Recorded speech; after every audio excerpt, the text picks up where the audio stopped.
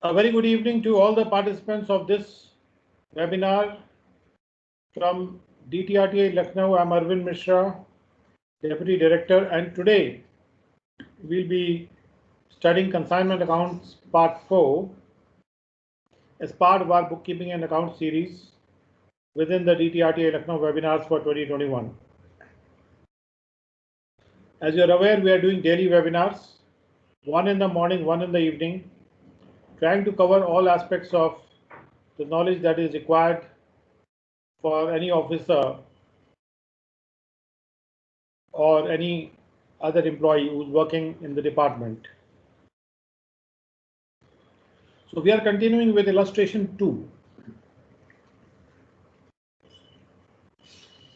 And right now we are doing the books of consignee, how the accounting is done for consignment accounts in the books of the consignee. We have already seen the journal entry, so now we are going to do the examples or illustration. So illustration 2 says that it is almost the same illustration that was used for books of the consignor, with the only difference that now we will be seeing the entries being made in the books of the consignee. Now X sent to Y goods costing 50,000 rupees and he spent 1,000 on packing. On 3rd July, Y gave acceptance via a bill to X for 30,000 rupees payable at 3 months. So here X is the consignor and Y is the consignee. Then Y spent 2,000 rupees on freight, cartage, 500 on go-down rent, 300 on insurance. And after completing 6 months, 31st December 2016, he sends his account sales along with the amount that was due to be paid to X and showing that he has sold 4/5 of the goods for rupees 55,000. We are aware that Y has to get a commission of 10%. Now one of the customers turned insolvent and that customer could not pay 600 rupees which was due to be paid by him to the consignee. Now let us see the journal entries here. First journal entry would be when Y sends his acceptance to X through a bill which is accepted by him or her. So in that case, in the books of Y, X will be debited in respect of the bill and bills payable account will be credited. This is the same entry that we have seen for any other bill. When somebody accepts a bill, he would be crediting the bills payable account, and because this is a liability that he's taking over on himself, and debiting X because by giving this bill, X is being paid in the form of the bill what was due to be paid to X. Now here in this case 30,000 rupees is the advance that Y is paying to X.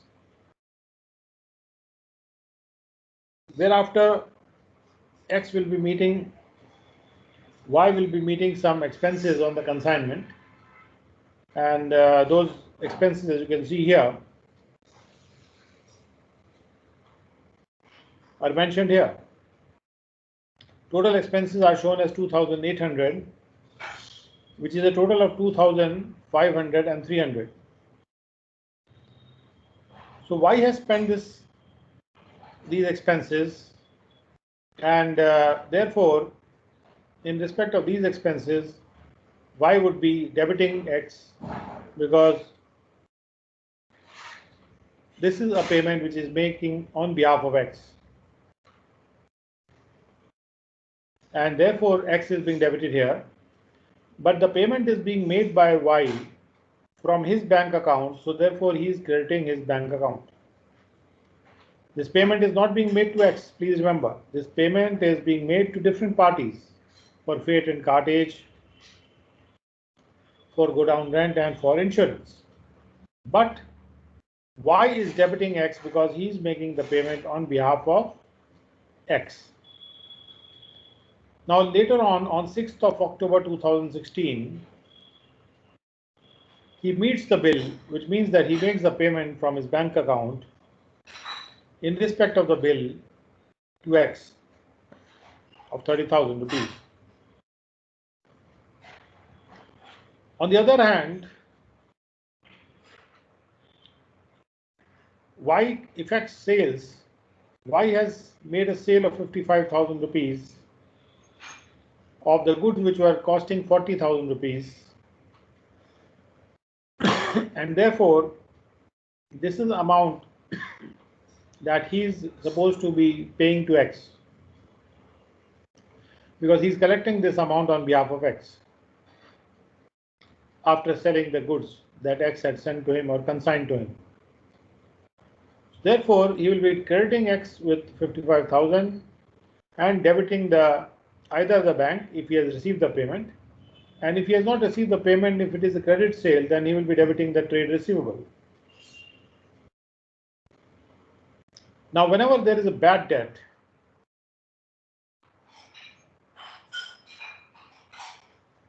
trade receivable account is being credited, because out of the trade receivable, it is the trade 600 rupees of the trade receivable is being reduced,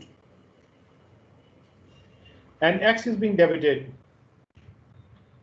for the bad debt, because X will be bearing the loss as regards the bad debt.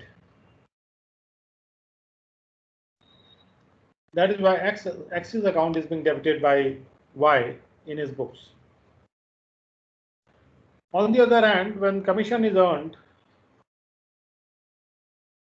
commission account is credited by 5,500 because this is the commission which is earned by Y, and X's account is being debited because X will be bearing this commission which will be paid to Y. And finally, there is the settlement of the account, by which 16,100 rupees is paid by Y to X to settle the account. Now, how this 16,100 amount is coming, I will just show you, because it was calculated when we were considering this same example in respect of the first illustration 1, when we were discussing the books of the consignor. So I will just take you back over there and show you the calculation of the 16,100.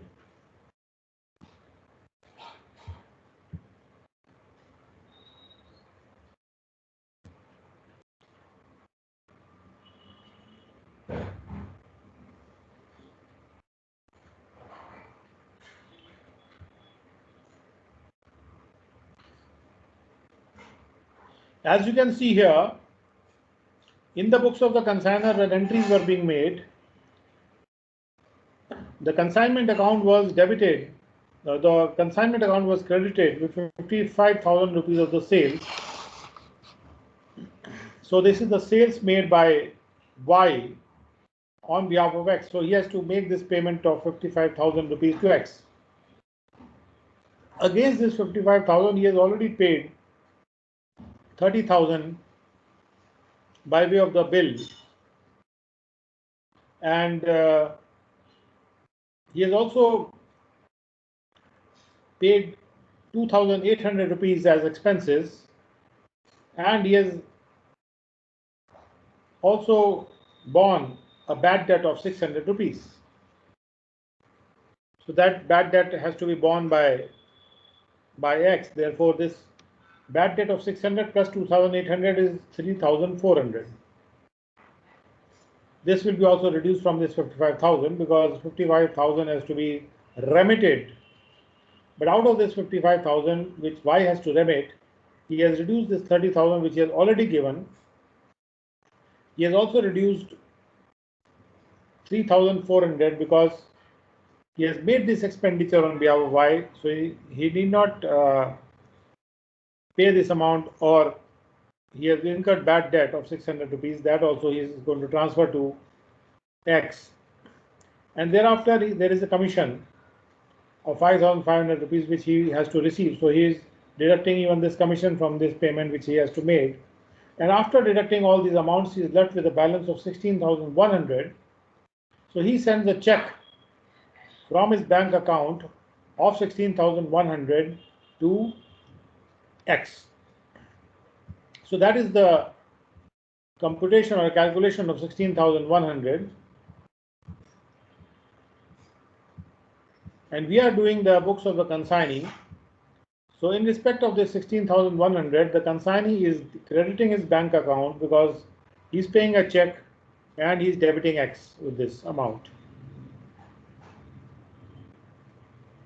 Because this is the amount which he has paid to X. Now, if commission were to include the del creditor commission also, then bad debt debit will not go to X. And in that case, the debit of bad debt would be to commission earned account, because he will reduce the bad debt from his commission itself in case he's getting the del creditor commission also. So the net balance will then be 4,900 because he's getting a commission of 5,500, and from with this he's reducing this bad debt of 600. That brings it to 4,900. So he'll get a commission of 4,900 balance, and therefore he will have to pay to X 6,700 rupees instead of 16,100 rupees. He'll have to pay 16,700 rupees. So 600, these 600 rupees of bad debt is being added over here, because now he is going to bear this bad debt. So he will pay more 600 rupees to X. Now let us go to the next topic, which is advance by the consignee versus security against the consignment.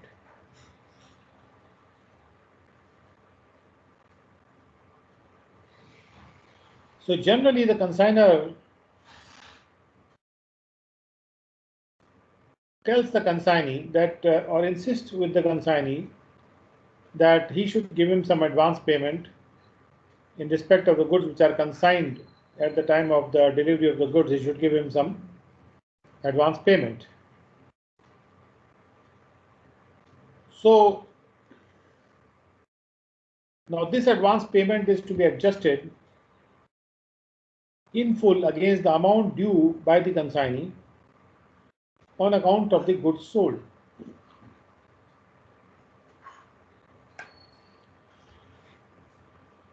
As we have seen in the previous example also.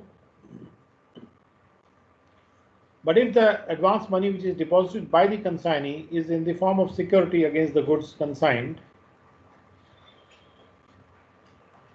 then the full amount is not adjusted against the amount due by the consignee to the consignor on account of the goods sold.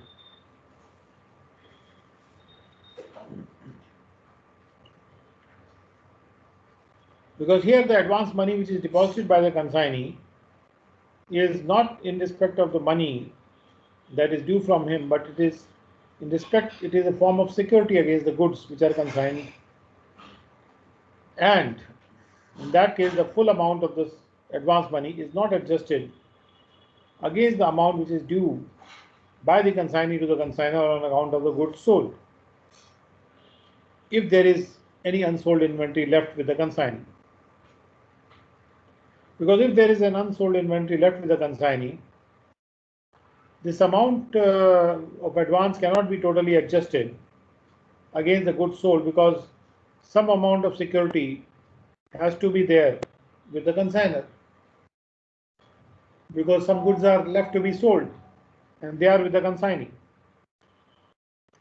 So in that case, what happens is that a proportionate security in respect of the unsold goods will be carried forward and will not be paid off or will not be adjusted till the time those goods which were held by the consignee with him and which were not sold are actually sold.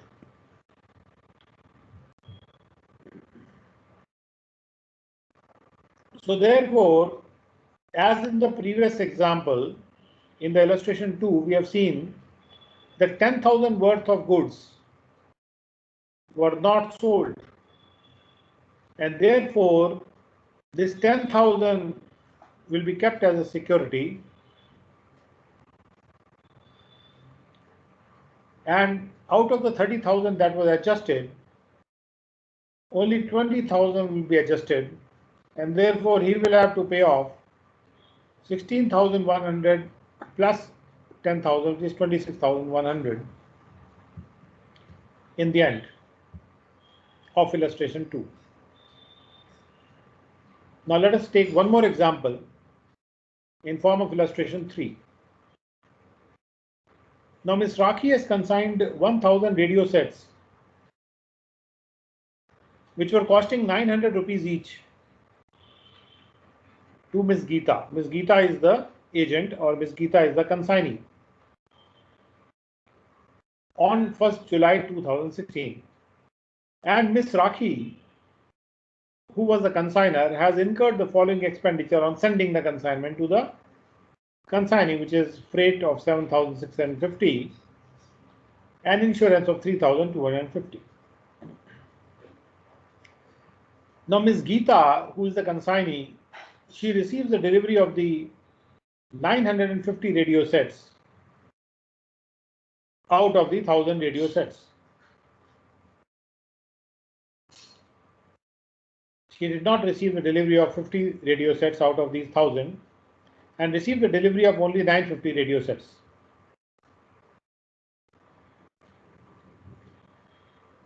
So maybe the remaining 50 sets were not in working order or some problem was there. So she did not accept the delivery of the 50 radio sets. She accepted the delivery only of the 950 radio sets.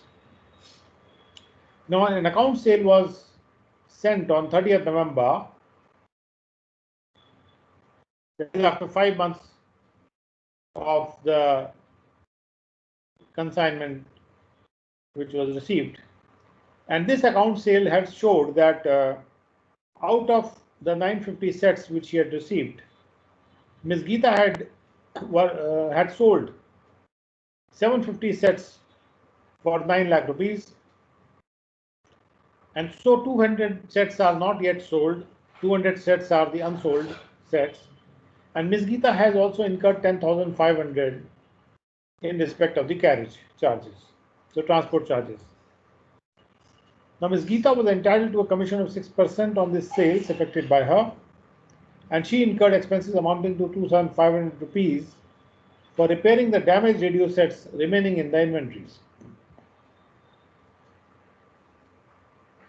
So in the inventories which are remaining, she is having 200 radio sets, and in those inventories the radio sets were required to be repaired because they were not working properly. So she has spent 2,500 rupees for repairing the damaged radio sets in the inventory. Now Ms. Rakhi, so therefore Ms. Geeta has made two kinds of expenditure. One is 10,500 for carriage and 2,500 for damage repair. Now Ms. Rakhi lodged a claim with the insurance company. Ms. Rakhi lodged a claim with the insurance company because obviously this is an abnormal loss, because 50 radio sets were not delivered to Geeta. So therefore, this is not a normal happening, it is an abnormal loss. So Ms. Rakhi lodged a claim with the insurance company, which was admitted at 35,000. Now we know that 900 rupees was the cost of each set. So for 50 sets, the cost would have been 45,000 rupees. But however, the insurance company has admitted the claim of 35,000 rupees only out of these 45,000 rupees. Now the question is that we have to show the consignment account and also Ms. Geeta's account in the books of Ms. Rakhi, which means that we have to show the consignee's account in the books of the consigner, and we have to show the consignment account also in the books of the consigner. Because consignment account is by its very nature maintained by the consigner and not by the consignee. Now let us see each of the entry. First of all, in the books of Ms. Rakhi, the consignment account is debited with this 9 lakh rupees,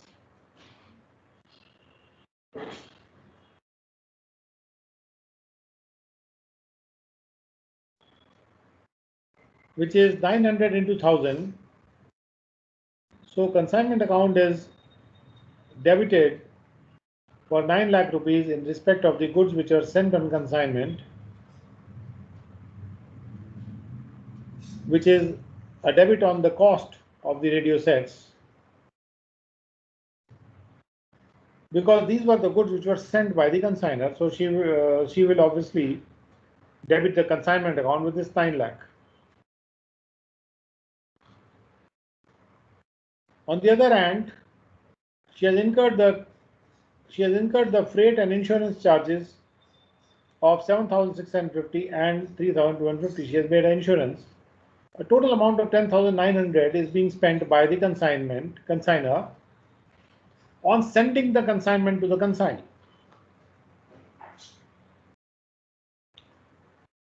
So therefore, this is a debit in the consignment account here. And of course, the credit is going into the respective accounts like freight and insurance. So here, this is the expenditure on account of the freight and insurance, which is being debited in the consignment account. This expenditure is being made by Rakhi. In the consignment account, the profit or the loss is going to be generated. Now, on the other hand, Ms. Geeta has also spent some money on carriage and repairs, which is 10,500 rupees carriage and repairs 2,500 rupees. And so these are also expenses of the consignment, because Ms. Geeta has spent this money on behalf of Ms. Geeta, being the consignee, has spent this amount on carriage and repairs on behalf of the consigner, and therefore these are also the expenses of the consignment account. Of course, the commission is also the expenditure of the consignment account. That is why it is mentioned here. And the commission, as you can see, is to be calculated on 6% on sales effected by Ms. Geeta. As we can see, the sales were 9 lakh rupees, so 1% of it would come to 9,000 and 6% will come to 54,000. So in respect of the sales is a kind of it has to be credited to the consignment account. So 9 lakh rupees is credited to the consignment account here. Then this insurance company has paid 35,000 rupees or admitted the claim. So we are crediting the consignment account and debiting the insurance company whenever they make the payment. It is up to them, but we are debiting the insurance company here for 35,000. And thereafter, we have two entries here. One is the entry of the abnormal loss that has happened here, and the entry of the consignment which were left unsold. So let us understand how this abnormal loss is being calculated. Now 50 sets were the abnormal loss. So 50 sets had cost 45,000 rupees to the consigner. So to the original cost of 45,000, we'll have to add the proportionate expenses also which are incurred by the consignor on the 50 sets.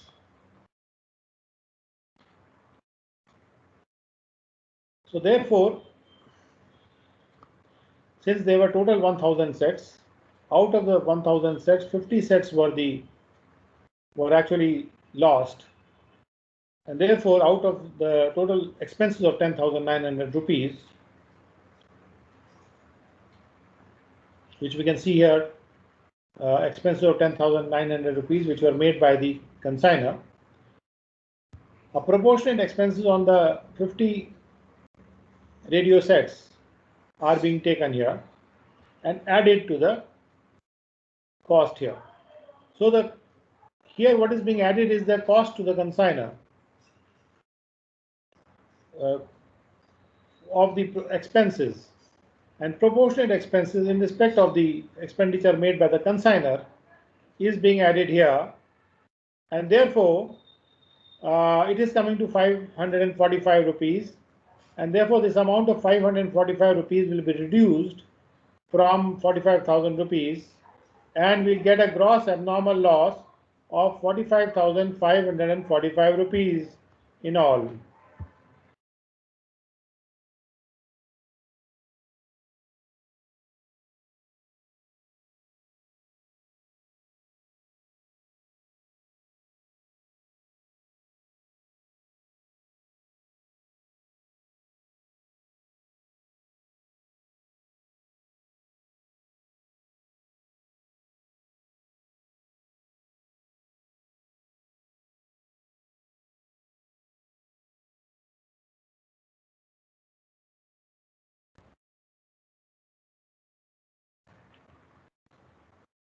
Now we go further from here, and after having added this amount of 545, because the proportionate expenses are being added to the cost, so we are getting a total cost of 45,545 rupees.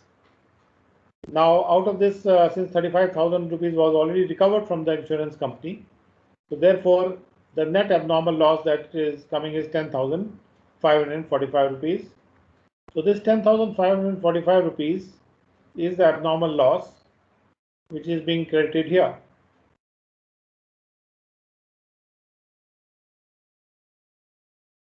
As you can see here, the abnormal loss amount is being credited to the consignment account.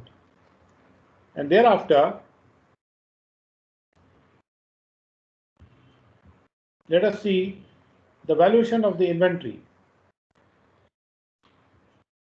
So the inventory left is 200 sets. We have to value this inventory, because out of 950 sets, 750 were sold and 200 are still in the inventory. So here we are calculating the cost of the 200 sets at 1,80,000 rupees at the value of 900 rupees each. Thereafter, we have to add the proportionate expenses.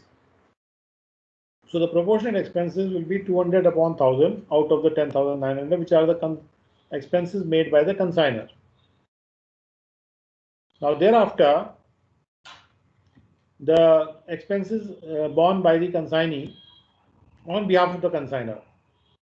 While valuing the inventory, these expenses are also supposed to be added, because these are also the expenses which are borne by the consignor, and therefore they will add on to the inventory. So proportionate cost is taken here, because the consignee got 950 sets, and out of he made this expenditure of carriage and customs duty on 950 sets, not on 1000 sets. So therefore,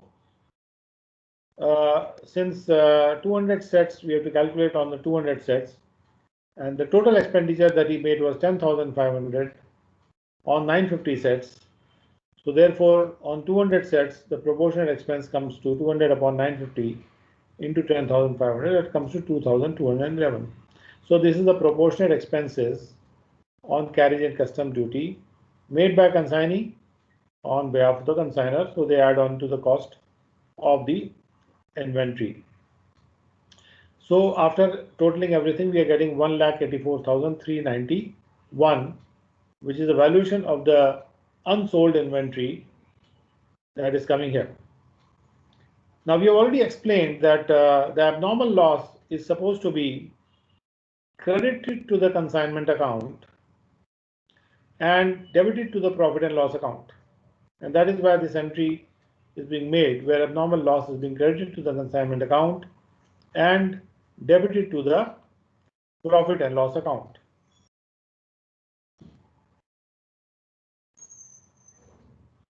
As you can see here, the abnormal loss has been credited to the consignment account and debited to the profit and loss account because this abnormal loss, whenever it happens, it is going straight away to the profit and loss account, to the debit of the profit and loss account.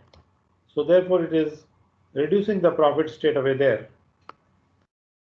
And therefore, since it has got nothing to do with the consignment profit, and it is being taken into the profit and loss account straight away, therefore it needs to be added back to the consignment account, because otherwise, by way of all these other entries, this abnormal loss would have been already accounted for in the consignment account,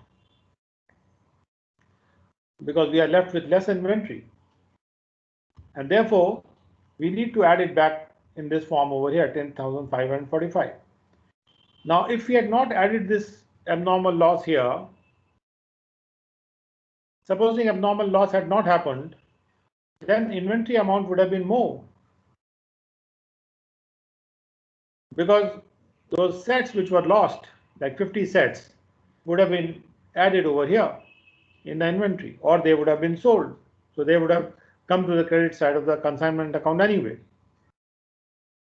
Now, since those sets have not come to the credit side of the account, and we need to take the abnormal loss straight to the profit and loss account, therefore we credit the consignment account here and debit the profit and loss account, thereby transferring the abnormal loss straight to the profit and loss account and reducing it from the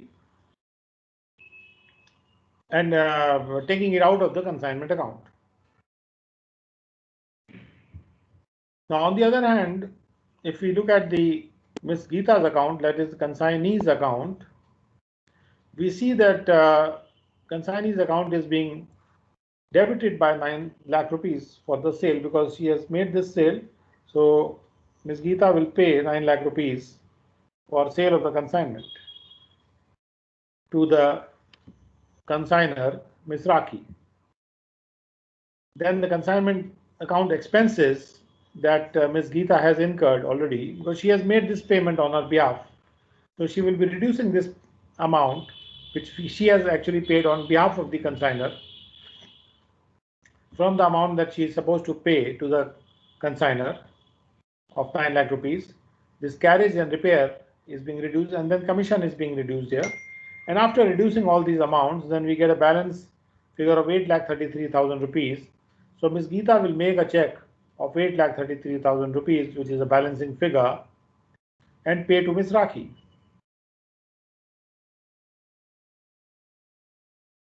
And we are assuming that this 8,33,000 rupees has been paid by Ms. Geeta to Ms. Rakhi. Now let us look at another illustration. Vikram Milk Foods Company Limited of Vikrampur, they sent to Sundar Stores in Sonpuri 5,000 kilograms of baby food. Vikram Milk Food is a consignor, and Sundar Stores Sonpuri is a consignee. And 5,000 kgs of baby food was sent, which was packed in 2,000 tins, and every tin was weighing having a net weight of 1 kg, which means that it had a net weight of the baby food of 1 kg in it. And 6,000 packets were sent of half kg weight. So total number of 2,000 packets of 1 kg, which is 2,000 kgs, and 6,000 packets of half kg, which is another 3,000 kgs, comes to total 5,000 kgs of baby food packed in 2,000 tins and 6,000 packets. They were sent to Sundar stores on consignment basis. Now, consignee's commission was 5% of the sale proceeds. The cost price and the selling price of the product were as under. So, the 1 kg tin cost price was 10 rupees and the selling price of 1 kg tin was 15 rupees and the cost price of half kg packet was 6 rupees and the selling price was fixed at 7 rupees. So here in the question it is being mentioned that consignment was booked on freight to pay basis, which means the freight will be borne by the consignee and freight charges came to 2% of the selling value. Selling value means the sale price value. However, one case which was containing 51 kg tins was lost in transit. See, we had 2,000 tins of 1 kg. Out of 2,000 tins, one case which was containing 50 1 kg tins was lost in transit and the transport carrier admitted a claim of 450 rupees, which means the transport carrier agreed to pay 450 rupees in respect of the claim. So at the end of the first half year, the following information is gathered from the account sales sent by the consignee that he has sold 1,500 1 kg tins. So out of the 2,000 1 kg tins, 51 kg tins were lost in transit. Obviously, he got 1,950 tins or 1,950 tins. Out of 1,950 tins, he has sold 1,500 1 kg tins and he has also sold 4,000 half kg packets out of the total of 6,000 packets. Moreover, from the account sale, it is also gathered that consignee has paid a store rent and insurance charges of 600 rupees. And we are being asked here to find out the value of the closing inventory on the consignment. So we have to value the closing inventory. Closing inventory is 2,000 half kg packets and 450 1 kg tins. We have also to show the consignment account and consignee's account also in the books of the consignor, who is the Vikram Milk Food Company Limited, and assuming that the consignee had paid the amount due from him. We are also assuming here that the amount which was due from the consignee has actually been paid. Assuming that, we have to draw these accounts. So we have to do the same thing that we do in every case. Here, the difference that we are noticing here is that in transit, when the goods were there, so 50 tins were lost in transit. So let us see how the entries are being made here. First of all, we will see the consignment account. And in the consignment account, the initial goods which were sent at the cost 10 rupees, 6 rupees, as you can see here, 10 rupees is the cost. So the pro forma invoice value is based on the cost and therefore it is being mentioned at the cost value here. So 20,000 rupees cost of 1 kg tins and 36,000 rupees cost of the half kg packets is being accounted for. Total amount of cost is 56,000 rupees. In addition, Sundar stores had to pay. Sundar store is the consignee. So Sundar store, let us see. Sundar store has borne 600 rupees here. So 600 rupees rent and insurance, As far as freight is concerned, that was a freight to pay basis, and that was 2% of the selling value. So 2% of the selling value is the freight. So if we were to take the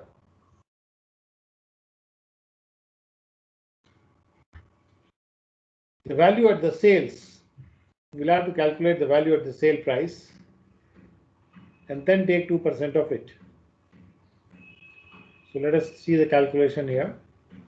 Sale value is being taken like this: 15 rupees for the tin, 7 rupees for the half kg packet. Total sale value is 72,000 rupees, and 2% of 72,000 rupees is 1,440 rupees. And that is why this freight of 1,440 rupees being debited here. And of course, commission, which is, as you can see here, 5% of the sale proceeds. So since sale proceeds are 50,500, a commission of 5% on that has been calculated at 2525. That is the commission being paid. So commission is also an expenditure of the consignment, and rent and insurance is also expenditure of the consignment. Freight is also the expenditure of the consignment. Thereafter, we see that 1,500 tins, 1 kg tins were sold at 15 rupees because selling price was fixed at 15 rupees. 4,000 half kg packets, the total sale value is coming at 50,500 rupees.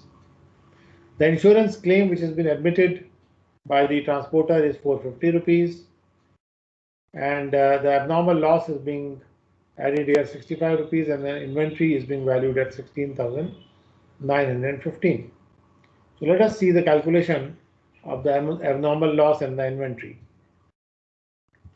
Now let us see the inventory here. And as far as inventory is concerned, 451 kg tins are remaining, and at the cost, their value is being first taken at 4,500 rupees, with 10 rupees the cost, and 2,000 half kg packets are remaining, and they are also being taken at rupees 6, which is the cost. So total cost of the unsold inventory is 16,500, and to this cost we are adding 2% of this selling price here, because if these were sold, then the selling price would have been 6,050. If these 2,000 half kg packets were sold, selling price would have been 14,000 rupees. So total selling price is coming to 20,750, and on that selling price the freight would have to be paid. So we are calculating freight, because freight calculation is given at a percentage of the selling price. That is how we are also calculating the freight in the same way. We are adding the freight to the cost, and therefore we are getting unsold inventory value of 16,915. This 16,915 we are putting in the unsold inventory value here. Now let us look at the loss in transit, which is the abnormal loss. So there were 51 kg tins at rupees 10 which were lost, so the cost is 500 rupees. Then their selling price of 50 tins was 750, so freight was 2% of 750, so we'll add the freight also here, and therefore we get a gross abnormal loss of 515 rupees, and the claimed amount and the accepted claim amount is 450. So we'll reduce this much because this is already going to be recovered out of the loss, and remaining abnormal loss is 65 rupees. That is how this loss in transit or abnormal loss of 65 rupees is calculated, and consignment account is going to be debited here with the abnormal loss. You have to be very clear about this.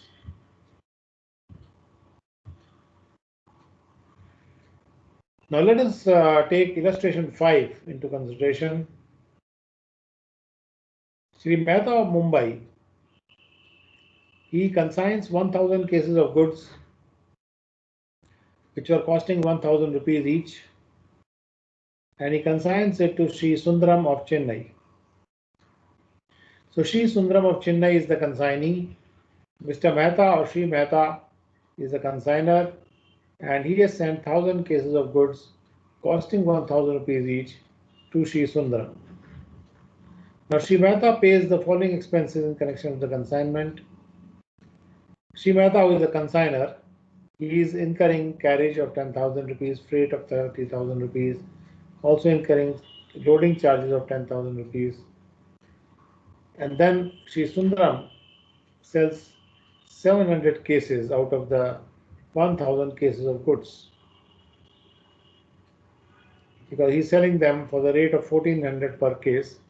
And Mr. Sundaram or Sri Sundaram, who is the consignee, he spends expenses, he makes certain expenses like clearing charges of 8,500 rupees, warehousing and storage charges of 17,000 rupees, packing and selling expenses of 6,000 rupees. So these are the expenses being made by the consignee. And it is also found that 50 cases have been lost in transit and 100 cases are still in transit. I mean, they have not reached the consignee. Now, Sri Sundaram is entitled to a commission of 10% on gross sales, and we have to draw up the consignment account and Sundaram's account in the books of the consigner or in the books of Sri Mehta. So let us look at the entries here. So first of all, 1000 cases, 1000 each is the total cost that will be debited to the consignment account, credited to the goods sent on consignment account, because these are the goods sent on consignment. So 1000 into 1000 gives us a figure of 1000 to 1000 is a figure of 10 lakh rupees. So 10 lakh rupees is the debit in the consignment account. Now after this, whatever expenditures are made either by the consignor or the consignee on behalf of the consigner, they will be debited here. So we are seeing 10,000, 30,000, 10,000. So total 50,000 amount is being spent by the consigner. Then Sundaram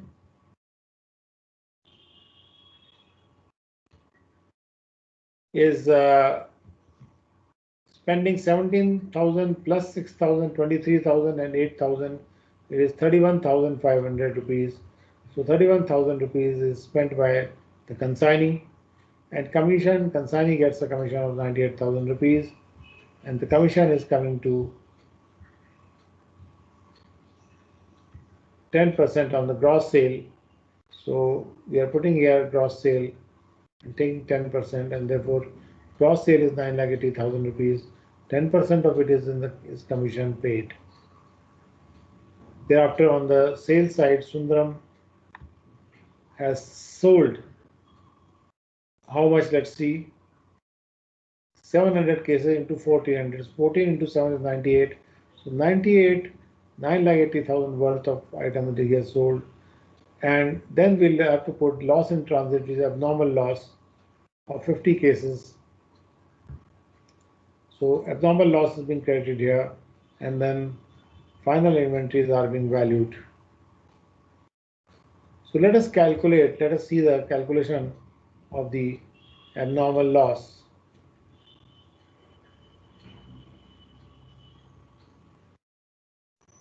Therefore, as we are seeing here,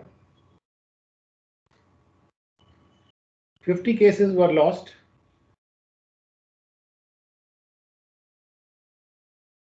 You can see 50 cases have been lost in transit, and 100 cases are still in transit. So the 100 cases which are in transit, they are valued here at 1,050 rupees. Now how this value is being computed? 1,000 cases amounts to 50,000 rupees, and because consignor's expenses on 1,000 cases were 50,000 rupees, and that is consignor's expenses was 50 rupees per case. So therefore 50 rupees will add to the cost of the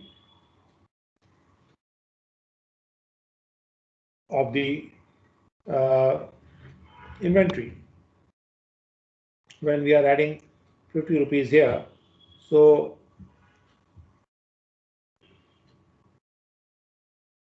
the total cost is 1,050 rupees per case to the consignor, and therefore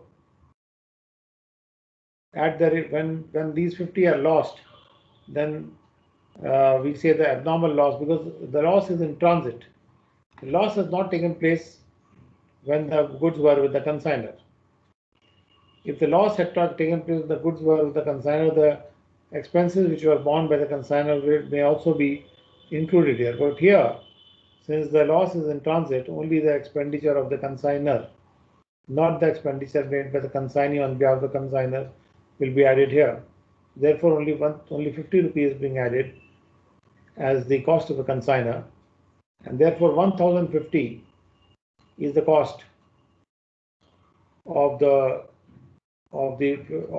each case, and therefore 50 cases are lost. So total abnormal loss is 15 to 1,050, and there is no entry about insurance claim or anything, so we are not bothering about that. Now in hand we have got 700 cases were sold and 100 cases are in transit. So 100 cases are being valued here at 1,050, which was the cost of the consignor. If we reduce, so from 1,000 is 100, we are left with 900, and then 700 are sold. So since 700 are sold, so we are remaining with 200, and out of the 200, 50 are lost. So total 150 are in hand. So this 150 are in hand. You have to calculate the cost of this. So since we are going to calculate this 150, the cost of these 150 cases, we'll have to add the cost made or the expenses made by the consignee also to calculate the cost. So let us see how this cost has been calculated.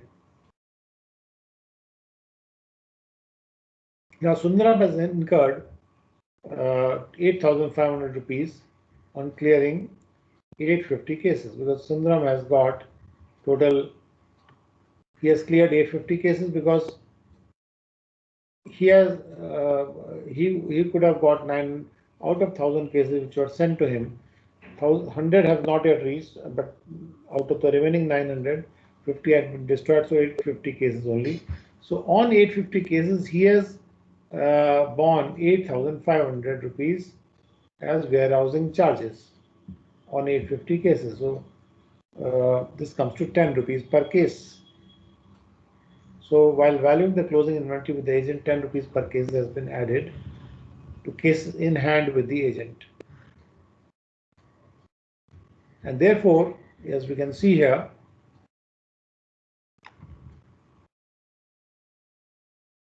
the clearing charges have been added here.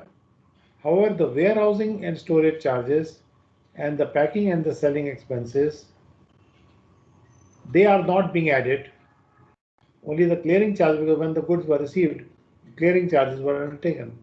So while valuing these items, what we are going to do is that the warehousing and the storage charges and the packing and the selling expenses will of course be will not add up to the value of the unsold inventory, but they will be in any case debited to the consignor.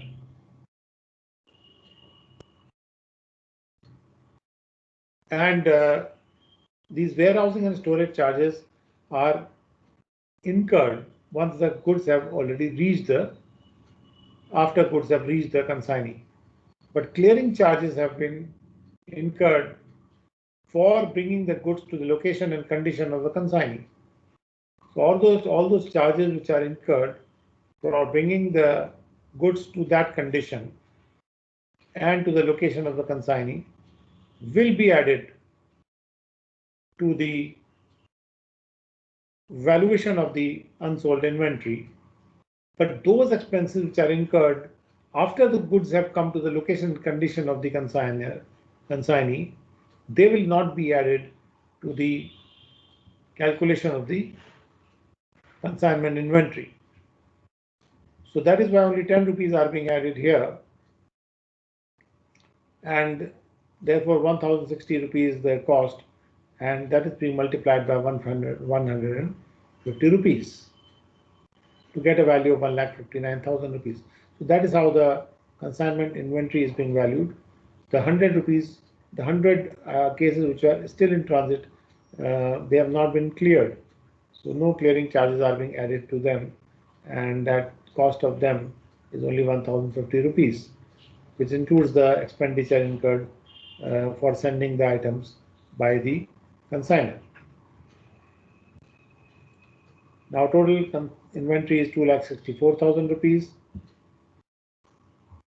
Thereafter we see Sundaram's account, which is consignor's account, and in consignor account we are seeing that sale was made of 9,80,000 rupees.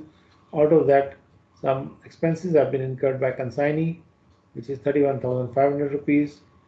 As you can see, the expenditure incurred by the consignee is total 31,500 rupees here, clearing, warehousing and packing. And after having incurred this expenditure, because this amount has been paid by the consignee on behalf of the consignor, so therefore this will be reduced from the amount that is to be paid to the consignor, and then commission will also be reduced at 98,000, which is a certain percentage, 10% of the total sale. So therefore, after reducing the commission, the balance figure of 8,50,500 rupees, the check of this amount would have to be paid by the consignee to the consignor. So with that, we come to the end of today's session, today's evening session, and we invite you once again to tomorrow morning session, that will be consignment accounts part 5. We move forward from here in order to consolidate our knowledge of consignments, and please let us know if there are any questions